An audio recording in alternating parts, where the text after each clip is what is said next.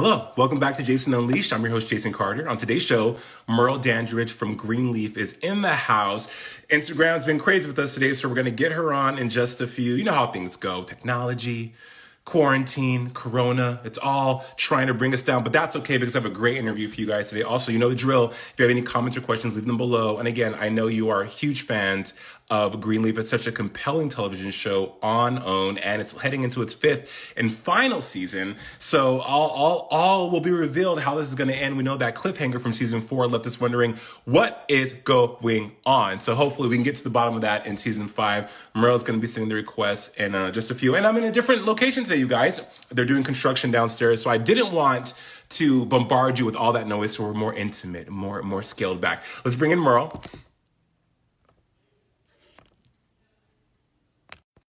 Boom, boom, boom, boom, boom. I should get like a theme song going on while we're waiting for people to connect, right? Like, go, go, go, go, go. Hey, Merle. Hey, Jason, how are you?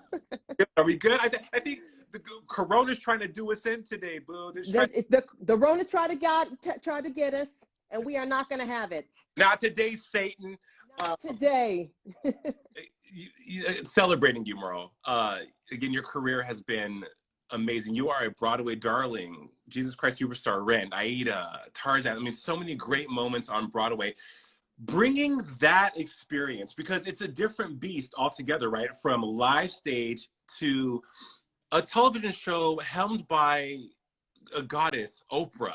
That experience, help me. I have to know, because it seems like it's a whole different ballgame, yeah? Oh, indeed. Yep.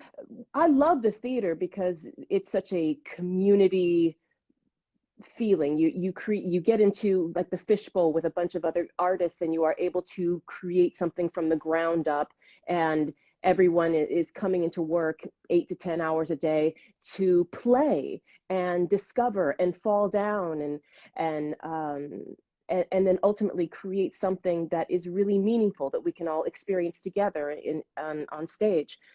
The television aspect is completely different because you do all of that at home, and nobody sees the prep work to get in front of the camera. But put that together with the intentionality of one of our greatest communicators of all time. Yes. And you have the soup for something really meaningful, extraordinary, and something that you know is going to culturally be impactful.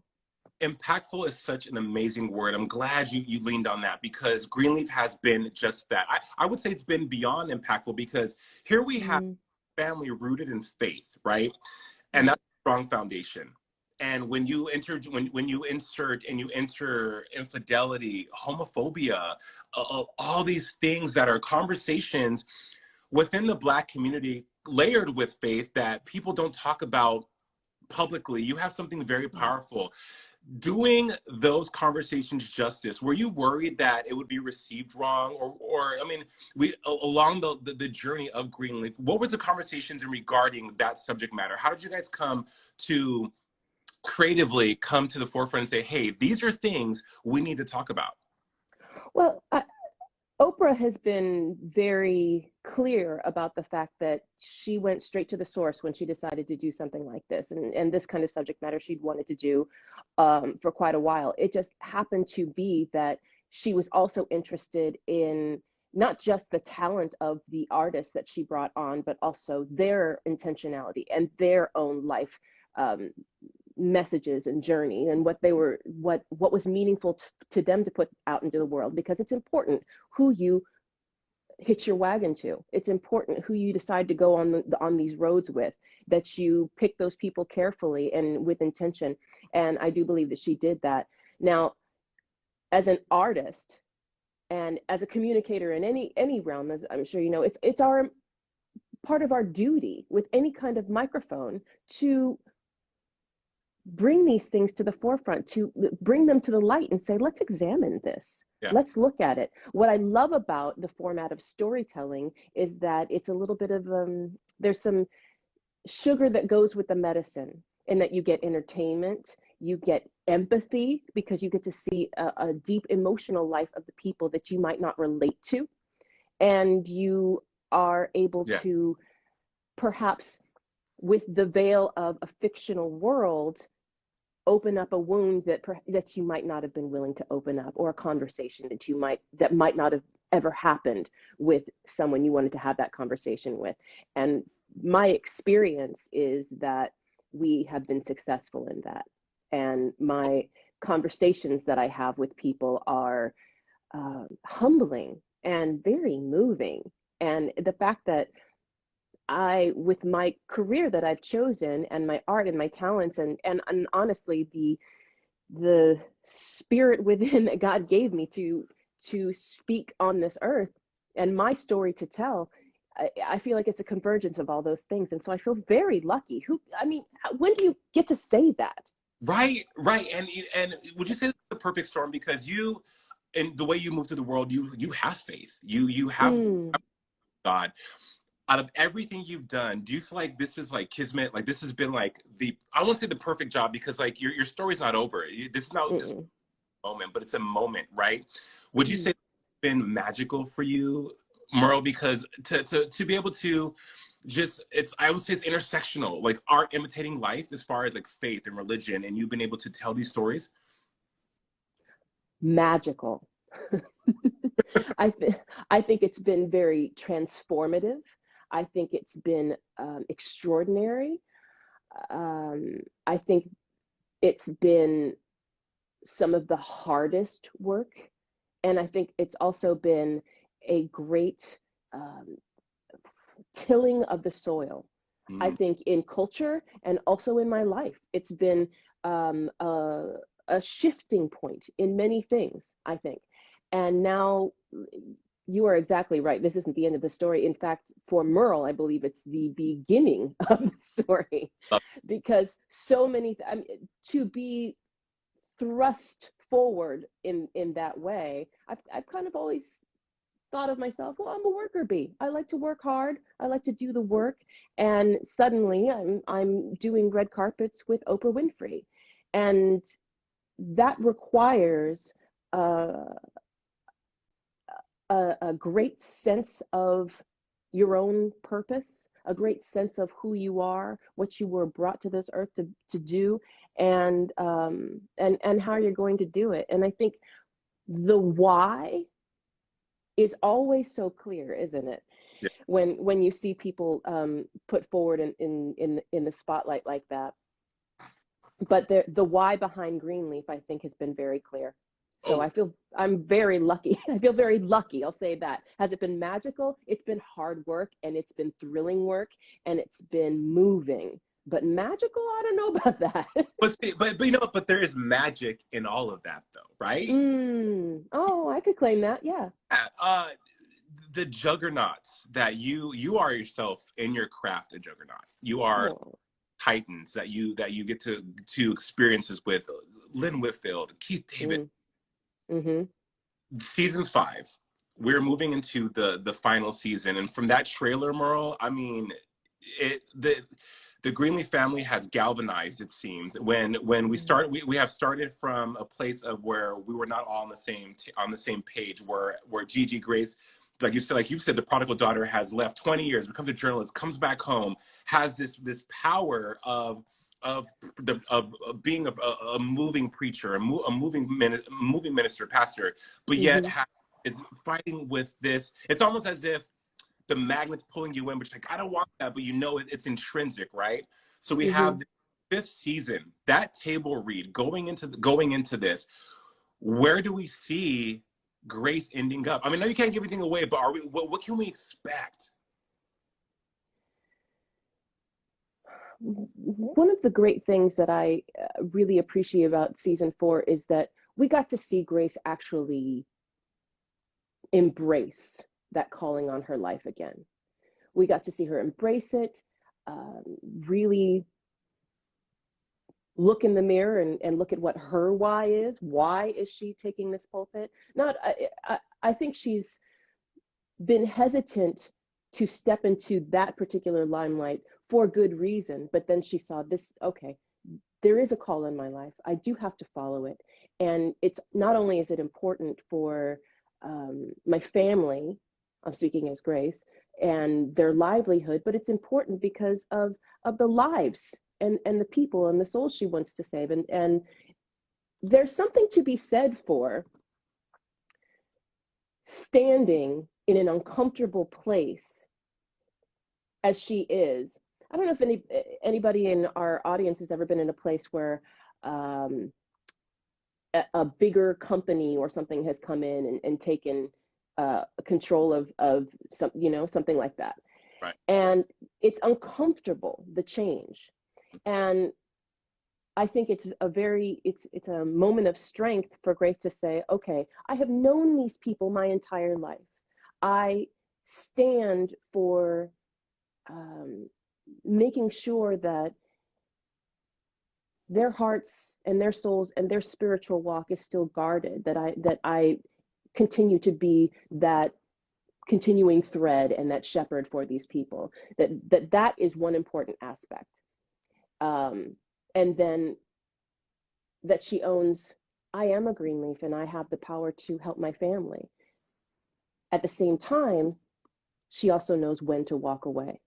When her demons come up and it's time for her to take another route for the betterment of her family, to do the right thing. It was the right thing for Grace to do in that moment. I don't know if anybody wants spoilers. If you haven't seen season 4, cover your ears. She steps down from the pulpit. And now to watch her sit in that newly uncomfortable spot and move through it, feel it all, and be present to her past shames, because she's asked everybody else to unearth their stuff. Now that her stuff has come back to her, that she has to sit in that and make it right to the best of her ability.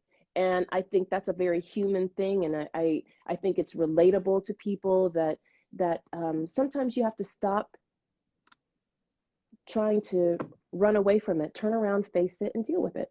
And that's what she's doing. God, that's so on the money again, Merle, because I had a conversation with Tanika Ray, and we had talked about, you have to, in order to get over it, you have to go through it. But that's what we're seeing. That's what Grace has been. That's been her journey, it seems like, from season 1. And with that, when you play a role like this, you can't help but have it be personal, right? You can't. It's like but feel it yourself.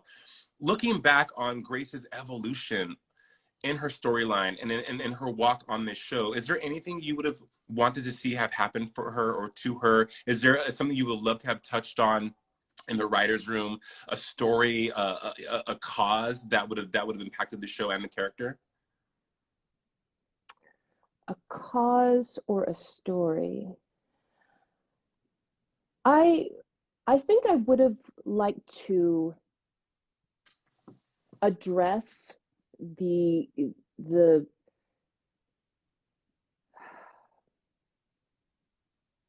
early years before, because we always touch on it. We always touch on what happened between them, but you don't see a whole lot of the siblings being together or really talking about what happened, because we know that there's a rift between all 3 of them for different reasons.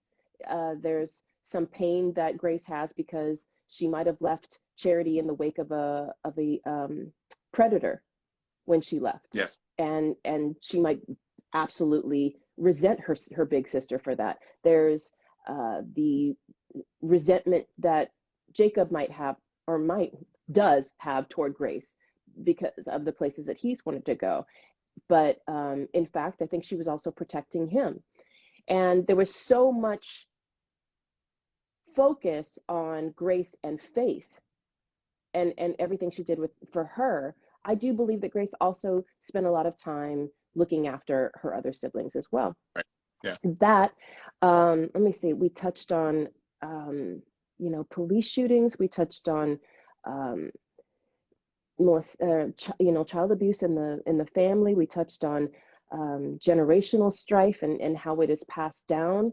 We touched on the church and that it's made up of flawed human beings, and that we can forgive and love them for that, and that also it's still a good thing. Church is still a good thing. even though we are flawed. What else? What would you have liked seeing? I, you know what, that's a good question because I thought about that as well. And being LGBTQ plus, you've of Hmm. course those touch on that. I don't like to say I would like to see something because I think the story that we're gifted with the story that we're watching, right? So the creatives behind that have said it's a labor of love, it's a work of love. So I receive it as that. I would love to see more. I love to see Lady May and Grace have more touching moments because I think Mm, there wasn't a lot of those. But I mean, yeah, I have to. You know what? I have to have to think about that. But one of the things that I love to ask actors is when, as I said, you guys, it's such a personal, visceral experience playing this role. How do you let go of the character when you're done? How do you, Merle, let go of Grace? How do you? it it was hard to let her go. It was hard to uh, exercise all of the weight of her pain because I had to sit with her so much every day for so many months.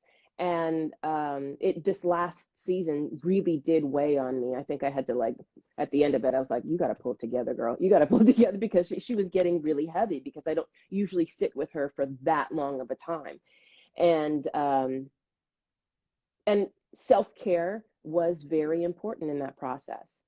And because I had begun a regimen of that, of checking in with self, of knowing self, of a routine that kept my body, my mind, my spirit connected in every way. When I sit into this space of quarantine, um, I recognize that there's a lot of space in that, in here, to create that in anywhere that you are, but especially in this quarantine time, when I feel as though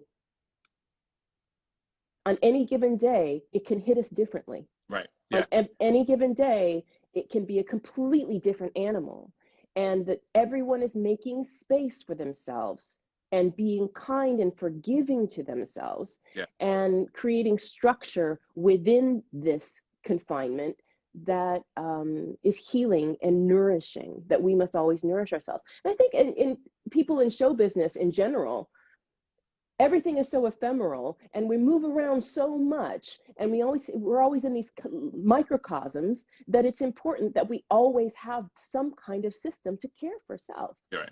Yeah. So this was a period of time in which I really had to seek that out, um, and remember to put all of Grace's stuff in a paper bag and leave it at the door when I get home. Leave it at the door. And if I need to, go and give myself a little mini vacay, or, a at home spa day, or, go to a beach if I need to.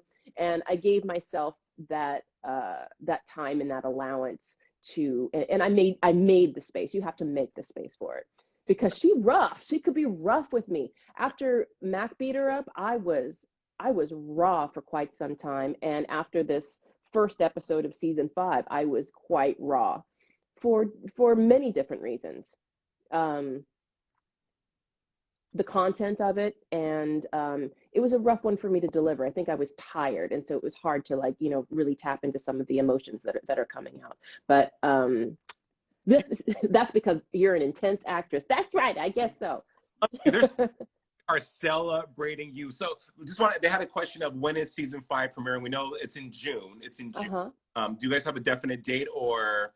We do have a definite date, and I think that'll be announced next week. Awesome. Merle, how are you so deep? So deep. No, no. I mean, I've seen many interviews. I've watched your work, and like just talking with you today, your insight is just, it's Oh. refreshing, it's moving, it's powerful, it's definitely permeating. Where does you have this unique upbringing, being biracial, Mm. how, encapsulating everything that is Merle? Where does this just depth and knowledge come from? Is that well constantly being replenished? Oh yeah. one of the things that I've really enjoyed about quarantine is, of course, I take the space to um, feel what I need to feel, because it's scary when you walk out and the world is completely different and everybody is protecting themselves in different ways. And but the time to be able to sit down and read a book cover to cover, to catch up on other artists' work, and also cultivate what is in my own heart, and to have a forum. And I'm also very fortunate that I have a lot of really talented friends that I get to collaborate with, but that everybody has a little bit of time and we can work together. So I can finally do stuff like, I've always been musical. I've always played instruments. I've always sung. I had the long Broadway career, but I've never made my own music. What does that sound like? What is my voice? What is my writing voice? And We I've always known that what we was meet. that? What Dandridge album? What? Yeah, it's coming. It's coming. Um, but I was given a unique circumstance, of course, being biracial, that I was able to see different sides of culture, and be the the binding between different points of view. And uh, and I think that's also part of my legacy. That's part of my upbringing. My mother is Japanese and Korean, born in a time when they were at war with each other. My mother was living in Korea when Korea split, and her father was taken. So for me to be I grew up in Middle America, in very homogenous Nebraska, and to look like this was different. I'll tell you that. So in my experience, that when people don't know, when when it's different and when it's other, they are either taught that, programmed that, Right. or they are scared of it. And I am the walking embodiment of changing their mind. I am the walking embodiment of a different way of thinking about it. And that is something that I don't take lightly. Oh, word. So one doesn't ever get to the place of, oh, I'm enlightened. No, life is imperfect and rough and always throws you curveballs like COVID. But you are always looking for looking forward with hope. You are always looking forward with curiosity, and how can I be of impact, and how can I be effective? And that usually begins with knowing yourself, keeping yourself whole, and giving from an overflowing cup. Yes. 100%. I preach the gospel according to Merle Dandridge. It's so beautiful. You mentioned Broadway. Yeah. You had you have I had you are, like I said, a Broadway darling, loved by many, beloved by Broadway. Mm. When will you return? Of course, bearing in mind COVID-19 and the pandemic, but do you is that on the horizon? Because we know we have your new HBO Max show, The Flight Attendant, coming out. Which Oh, yes. Kaylee Cuoco, you are going to love I it. It is so exciting. It's so thrilling. Greg Berlanti. I mean, the book. It's yes, we cannot wait for that. But Broadway, that's your first love. You Yeah. cut your teeth there. Exactly. It's been great because the flight attendant shoots in Brooklyn. It's been great to be back in New York. It's been great to be back in the Broadway community. I just did this uh, wonderful one night concert of Joseph and the Amazing Technicolor Dreamcoat at Lincoln Center. And I'd never played Lincoln Center before, which was I didn't realize that. I'd played so many houses, and I have never played that one. And Michael Larden, who directed me in Once on This Island a couple years ago, which Alex Newell was in with me. And I have to say a word about Alex in a minute. That he cast me as Papa Gay, and in this he called me up and he said, would you ever consider Pharaoh? And I was like, Pharaoh? a female pharaoh, I am here for it. And it turned into this Tina Turner, Beyonce, J-Lo extravaganza with four very sexy men carrying me on a litter down the aisle, and then coming up and having, you know, like a sparkly fringe leotard and the whole thing, and a leaf blower fan on me. But I jacked my knees up because I thought I was still 25, but I'm not. Black, we're going to go to the grave with that. Black does not crack, Miss Dan. I know that's right. I know that's right. But anyway, so being back in the community, it's been great because there's a few projects that were coming down the pipeline with that I was entertaining. And the thing about theater, it's resilient, and I look forward to being back on the stage. We'll find our way. I believe in the Broadway community is such an extraordinary place to be. They do such good in it for the community, for others, and you know, in charitable ways, but also just what they are able to provide giving a mirror to our social condition so that we can all come together and spend time. I mean, theater is one of the oldest and most wonderful crafts that we have as a race. And I'm on the board at the Geffen Playhouse here in LA. And if you haven't seen The Present, we're starting a new virtual experience. So get your tickets for that, because I think we're going to be creative as artists and look for new ways until we can all be together again to express ourselves and tell our stories, because we need it. We need art. We need it. Well, I mean, that's why we're now more than ever trying to protect the arts, and you are so right about resilient, about it's and also it's how it's feel good, right? We go. I mean, I was in one play, West Side Story, Merle. I was a. You were. But I mean, I love it. I was like, I don't know, Ray, some made up shit. They weren't going to make me a jet, even though if they were progressive, they would have. But you're right. There's something about theater that's just so binding and brings us together. And there's love there. There's power there. There's community there. Yeah, on the money again. The gems you're dropping today, Merle, are just like priceless. Oh, I appreciate you. I mean, because you're such a wonderful communicator yourself. I will also say I wanted to speak about how, and I saw Merle fans also donated to the Broadway Relief. Thank you for doing that. That the ways that we can be generous to each other during this time and look out for one another. You know, if you have a way to, if you have the space within yourself to open your heart and, you know, make a phone call that you might not make, or if you can with your resources, your time or your money, help with other things. I know this week we're launching a campaign for Harvest Home LA, which is a organization that I have been involved with for a long time that provides housing and holistic care to homeless pregnant women. And when I tell you that it has been life-changing to see how the lives are changed, something that dropped into our laps last year was that the Archdiocese of LA gifted an entire convent to the company. And now we're starting a fundraising effort so that we can triple our capacity to help people. And in the middle, fundraising right now is a really difficult thing, but when you're talking about caring for human lives and lives coming into the world, it is an essential service.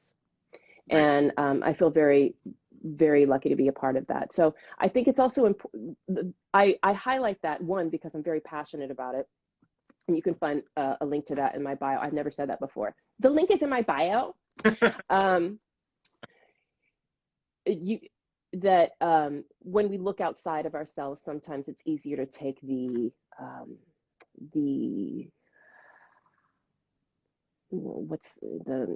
anxiety away when we can help another person.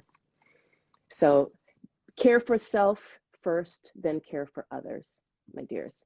But make sure, but do care for others. And you're right about when it goes back to karma and altruism and manifestation and whatnot. When you are able to serve, things come back to you in greater capacity. True story. And I'm talking about manifestation. I ran into you at Nordstrom Rack here in LA, and you were standing in line with your husband, and I had passed you and I said, I loved you on Greenleaf, and you looked me dead in the eye and you said, thank you, I appreciate that. And then I went off and bought my Adidas shoes, and I was just thinking, like, I just had a moment with Merle Dandridge, and now here you are. And it's just because, yeah, life, COVID goals are happening, but it was just, I just remember that you were so kind, and you didn't have to talk to me, and you were just like, thank you for that, I appreciate it. And it was just so real. I don't know. Oh my I don't know. God. It stuck with me. So That means a it lot was to me. super I don't cool. It was real. I don't have the husband anymore, but I do love a Nordstrom Rack moment. That's, well, that means a lot to me. That first of all, that you would take the time to tell me that you appreciate it, because that, if a tree falls in the forest, man, did it, does anybody hear it? But the fact that it fell on your heart and it meant something to you, and you said something to me, and that we both know how to find a bargain, means everything. Yeah. So thank you Well, very much. thank you. I know you have to run. So you have Flight Attendant coming out, HBO Max. We have the 5th and final season of Greenleaf, when we're all going to be on the edge of our seats waiting to see what happens to the Greenleaf family, what happens with Grace. And we are just so thankful for you. Thank you for your gifts and your talent. And thank you for even chatting with us today. I'm having a moment. And I rarely have moments. I'm having a moment with you. You are. I just really appreciate you. I appreciate your enthusiasm for the show. I appreciate your enthusiasm for really amplifying us, amplifying people that we need to what's the word? What am I looking for? I think you know what I'm getting at here. Yeah. But that you make a platform and you highlight the things that don't usually get highlighted, and that you celebrate it with such enthusiasm, because that is what I think we are losing. We're getting a little jaded. We're getting a little like, oh yeah, that, because we have so much access. But when we really look at each other and say, that means something to me, that is extraordinary and validating. So I'm grateful for you. Well, I appreciate you, Merle. Well, they can find you on all social media platforms at Merle Dandridge, yes? Yeah. Awesome, guys. Fans, thank you so much for watching. They are celebrating you. We're celebrating you. You be safe, and we cannot wait to see you back on our small screen, and we cannot wait to see you back on Broadway. Merle, you are the best. Oh, so are you. I just have loved talking to you. Have a wonderful day, and stay safe, everybody. Stay healthy. Be well. You too. Bye. Take care. Bye.